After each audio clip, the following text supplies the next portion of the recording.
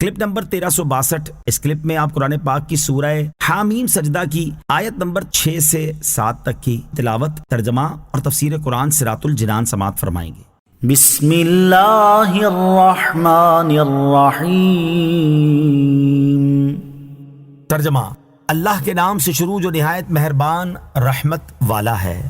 قل انما انا بشر مثلكم يوحى الي انما الهكم اله واحد انما الهكم اله واحد فاستقيموا اليه واستغفروه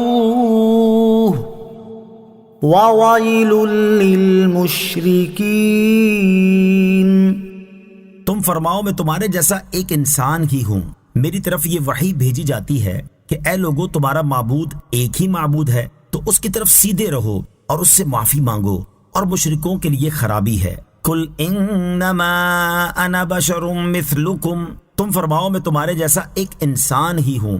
اس آیت کا خلاصہ یہ ہے کہ اے تمام مخلوق سے زیادہ معزز اور دو عالم کے سردار صلی اللہ تعالی علیہ وآلہ وسلم، آپ ان لوگوں کی ہدایت اور نصیحت کے لیے تواضع کے طور پر فرما دیں کہ میں آدمی ہونے میں ظاہری طور پر تم جیسا ہوں، کہ میں دیکھا بھی جاتا ہوں، میری بات بھی سنی جاتی ہے، اور میرے تمہارے درمیان میں بظاہر جنس کا بھی کوئی اختلاف نہیں ہے۔ تو تمہارا یہ کہنا کیسے صحیح ہو سکتا ہے کہ میری بات نہ تمہارے دل تک پہنچتی ہے نہ تمہارے سننے میں آتی، اور میرے تمہارے درمیان کوئی رکاوٹ ہے؟ اگر میری بجائے کوئی دوسری جنس کا فرد جیسے جن یا فرشتہ آتا تو تم کہہ سکتے تھے کہ نہ وہ ہمارے دیکھنے میں آتے ہیں، نہ ان کی بات سننے میں آتی ہے، اور نہ ہم ان کے کلام کو سمجھ سکتے ہیں۔ ہمارے اور ان کے درمیان تو جنسی مخالفت ہی بڑی رکاوٹ ہے، لیکن یہاں تو ایسا نہیں، کیونکہ میں بشری صورت میں جلوہ نما ہوا ہوں، تو تمہیں مجھ سے مانوس ہونا چاہیے اور میرے کلام کو سمجھنے اور اس سے فائدہ اٹھانے کی بہت کوشش کرنی چاہیے، کیونکہ میرا مرتبہ بہت بلند ہے اور میرا کلام بہت عالی ہے۔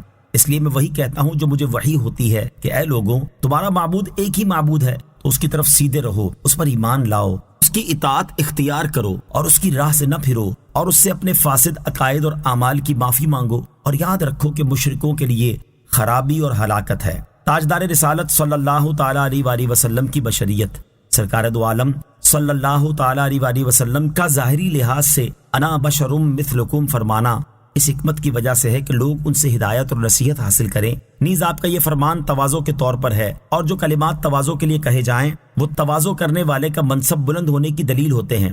چھوٹوں کا ان کلمات کو اس کی شان میں کہنا یا اس سے برابری ڈھونڈنا ترک ادب اور گستاخی ہوتا ہے، تو کسی امتی کو روا نہیں کہ وہ حضور پرنور صلی اللہ تعالی علیہ وآلہ وسلم کے ہم مثل ہونے کا دعویٰ کرے، اور یہ بھی ملحوظ رہنا چاہیے کہ آپ علیہ الصلوۃ والسلام کی بشریت بھی سب سے اعلیٰ ہے، ہماری بشریت کو اس سے کچھ بھی نسبت نہیں۔ نوٹ: حضور اکرم علیہ الصلوۃ والسلام کی بشریت سے متعلق تفصیلی کلام سورہ کہف کی آیت نمبر 110 کی تفسیر کے تحت سماعت کیجیے۔ الذین لا یؤتون الزکاة وهم بالآخرة هم کافرون۔ ترجمہ: وہ جو زکوٰۃ نہیں دیتے اور وہ آخرت کے منکر ہیں۔ الذین لا یؤتون الزکاة، وہ جو زکوٰۃ نہیں دیتے۔ آیت کے اس حصے کے بارے میں مفسرین کے مختلف اقوال ہیں، ان میں سے 3 قول سماعت کیجیے۔ نمبر 1، حضرت عبداللہ ابن عباس رضی اللہ تعالیٰ عنہما اور جمہور مفسرین کا قول یہ ہے کہ یہاں زکوٰۃ سے مراد اس کا حقیقی معنی نہیں بلکہ اس سے مراد توحید کا معتقد ہونا اور لا الہ الا اللہ کہنا ہے۔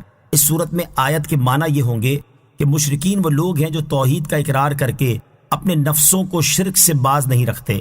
نمبر 2، حضرت حسن اور حضرت قتادہ رضی اللہ تعالیٰ عنہما کا قول یہ ہے کہ یہاں زکوٰۃ نہ دینے سے مراد یہ ہے کہ مشرکین زکوٰۃ کے فرض ہونے پر ایمان نہیں لاتے اور اس کا اقرار نہیں کرتے۔ نمبر 3، حضرت مجاہد اور حضرت ربیع رحمۃ اللہ تعالیٰ علیہما کا قول یہ ہے کہ یہاں زکوٰۃ کا اصطلاحی معنی مراد نہیں بلکہ زکوٰۃ سے مراد اپنے اعمال کا تزکیہ کرنا اور ایمان قبول کر کے انہیں شرک کی نجاست سے پاک کرنا ہے۔ نوٹ: اس آیت کی تفسیر میں ان 3 کے علاوہ مفسرین کے اور بھی اقوال ہیں۔ امام عبداللہ بن احمد نصفی رحمۃ اللہ تعالی فرماتے ہیں کہ یہاں آیت میں زکوٰۃ ادا نہ کرنے کو آخرت کے انکار کے ساتھ ذکر کرنے کی وجہ یہ ہے کہ انسان کو مال بہت پیارا ہوتا ہے، تو جب وہ مال کو راہ خدا میں خرچ کرے گا تو یہ اس کی استقامت، استقلال، صدق اور نیت کے اخلاص کی مضبوط دلیل ہوگی۔ نیز اس آیت میں ضمنی طور پر ان مسلمانوں کو بھی خوف دلایا گیا ہے جو زکوٰۃ ادا نہیں کرتے، تاکہ انہیں معلوم ہو جائے کہ زکوٰۃ نہ دینا ایسا برا فعل ہے کہ اسے قرآن کریم میں مشرکین کے اوصاف میں ذکر کیا گیا ہے۔ وَهُمْ بِالْآخِرَةِ هُمْ كَافِرُونَ، اور وہ آخرت کے منکر ہیں۔ آیت کے اس حصے میں مشرکوں کا ایک اور جرم بیان کیا گیا کہ وہ آخرت کے منکر ہیں، کہ مرنے کے بعد اٹھنے اور اعمال کی جزا ملنے کے قائل